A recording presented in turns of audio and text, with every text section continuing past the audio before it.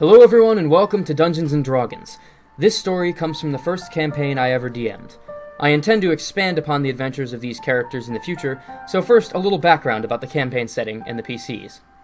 10 years ago, the world was overrun by monsters, necromantic beasts resembling undead lycanthropes. No one knows where these beasts come from or why they suddenly arrived, but ever since they appeared, it has been increasingly unsafe at night. The old human king built 2 giant walls in concentric circles around his kingdom of Italis and its capital city, a massive metropolis of industry beyond what the rest of the world was capable of replicating. The elves followed suit, walling in their city of Melior to defend against monsters. A recent uptick in aggression had been forcing citizens all over the world from their small villages and causing a mass migration to the nation of Italis in search of safety. We join our cast of misfits as they seek entrance beyond the city walls and begin their quest to uncover the truth of the monster incursion. Among the party was Darnear. Yes. A racist dwarf who saw his own kind as above all others. He had blonde hair and blue eyes, and an axe emblazoned with the symbol of dwarven superiority. Anya, a cleric of angelic descent with fair skin and amber hair that evokes the image of her patron goddess of light and redemption, Serenray. Aaron Bombastic, a Vanara with innate strength and an affinity for lightning magic. This monkey-like blood rager was fierce in combat, but not the brightest bulb in the bunch. Due to the prevalence of humanoid beast monsters, races with animal characteristics were not very well liked. Kalis. Yeah, what? A fetchling slayer. Fetchlings were rare because most of them resided on the Shadow Plane, where an ancient king sent them, and they had been trapped for centuries. Kalis's family had managed to transport him through the barrier into the material plane, but were still stuck there themselves. And finally, Sylvan, a charming rogue who had left his adoptive family after his mother died and his father made it clear he had no interest in raising someone else's son. Now he arrived in Italis in search of his younger brother, who had been staying in the central city. The party was informed that 2 years before their arrival, a hole had been found in the northern portion of the outer wall, and as a result, the paranoid king had sealed off the central city of Italis in fear of an invasion. The king would occasionally send messages out of his kingdom by bird, but refused to allow any contact in or out of the central city. After doing some mercenary work for gold, and a quick scuffle with a magically inclined mugger, the party met with a catfolk vigilante going by the name of Leo. Merchant by day, thief by night, Leo was the person to go to about information. If you really need to get into the central city, your best bet is to talk to the Elven King.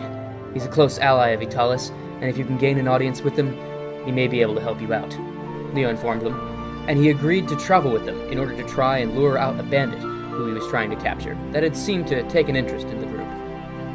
On their journey to the Elven Kingdom of Melior, the group encountered a party of beast people who were being attacked by an inquisitor named Vanra. After a short standoff wherein the party tried to figure out what was going down, it was uncovered that Vanra had attacked the party because she believed the beast people were responsible for the beast plague, a popular opinion in this world. Darnear said he would side with the Inquisitor, but the rest of the party wasn't so sure. They teamed up with the weak group of animal adventurers, consisting of a rat-folk barbarian named Skrek, a gnoll wizard Gabriella, a lizard-folk cleric Jarira, and Carla, the bird bard. As soon as initiative was rolled, and Vanra began to shout obscenities at everyone, but Darnear's player turned to me and asked, "What's your flat-footed AC?" The room erupted in laughter and cheering, and a fight broke out. During the scuffle, Skrek was gravely wounded, and Gabriella stepped in to help. A dangerous move for a wizard. With one heavy swing of her mace, Vanra caved the poor gnoll's head in. In the end, the party was victorious, and Vanra was burned alive in her armor when Anya cast heat metal on it. To this day, it was one of the most gruesome player-caused deaths I've seen, and one of the most memorable moments from that campaign. With the aggressor defeated, the party proceeded onward to Melior, leaving the beasts to grieve the loss of their friend. Upon reaching the outskirts of Melior, Darnear split off to buy supplies just before Kalis noticed an angry mob chasing someone through the streets. By using his airwalk ability, Kalis was able to run above the mob and get ahead of them in time to see the small feminine figure, clothed in rags, dart into an alley and escape the pursuers. Once things had quieted down, the party cornered the small figure in the alley. Despite their feminine appearance, the figure was, in fact, a young boy. Calm down, we're not here to hurt you, Kalis said. What's your name? Akasa, he responded, as Kalis took a hold of his hand and looked into his eyes. His pale, almost see-through skin was cold to the touch, and his eyes glowed unnaturally bright. Upon closer inspection, there was circuitry beneath his skin. My name stands for Automated Cleaning and Service Automaton. I escaped my creator, and when the townspeople discovered what I was, they tried to destroy me. Akasa told them about his master, Arslan Alonso, the Elven alchemist. He was a reclusive and somewhat unstable scientist who lived in his mansion on the outskirts of town. Akasa asked the party for their help in freeing his brother and sister who, like him, were being forced to serve Arslan. Akasa's sister was designated as Arduit, standing for Ranged Destroyer of All Things. His brother, Kadfa, stood for Combat and Defensive-Focused Automaton. They both served as bodyguards to Arslan, while Akasa did the chores around the house. The group agreed to help and set out to the mansion of Arslan Alonso, the Elven alchemist. Akasa requested they leave him outside the mansion, as he wasn't very good in a fight.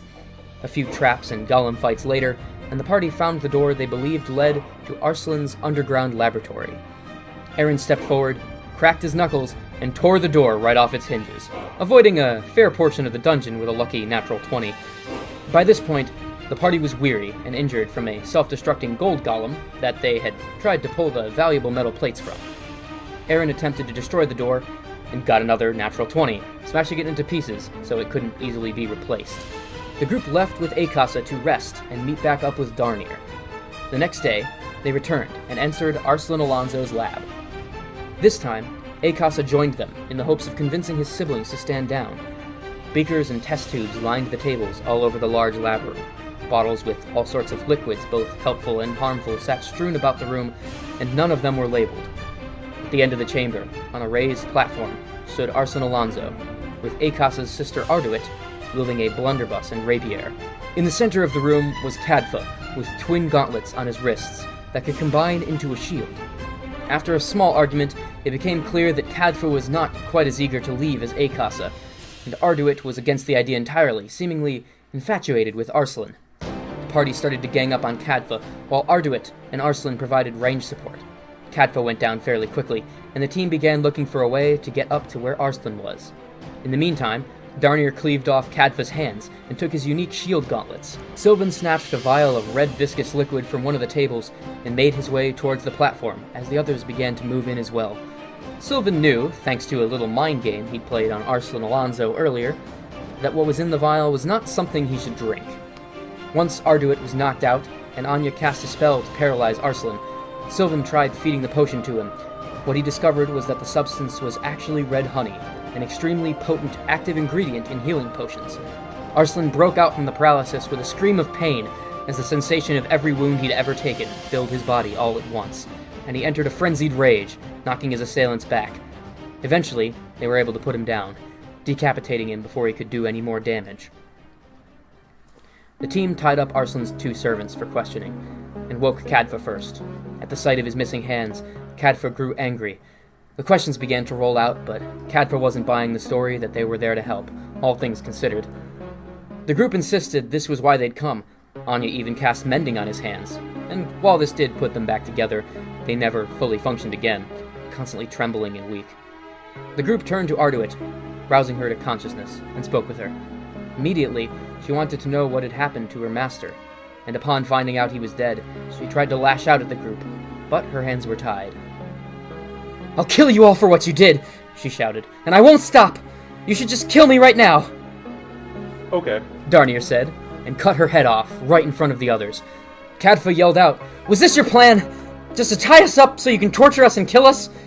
Sylvan tried to reason with Kadfa, but he just shut down. Physically and emotionally scarred, he became unresponsive. The team grew frustrated with Darnear for mutilating the person they had come to protect. Darnear tried to explain. To him, these things were not alive. They were just machines. My parents were extremely pro-dwarf racial superiority. They drilled into my head that all races were inferior. To instill this into my mind, they captured an outsider once each month and forced me to kill them. That doesn't justify what you did here. Kalis barked back at him. Maybe not, but now you can understand why I did it. The team left the now freed but damaged android to cope with their new situation, and the party remained together, but tensions were certainly high between the heroes from here on out. That's all for today. If you liked this video, be sure to hit that like button. If you want to see more, subscribe and ring the bell to be notified. All comments and criticism are appreciated, and I've got pretty thick skin, so if you don't like this video, go ahead and tell me. But be sure to share this video with your friends so they can tell me too.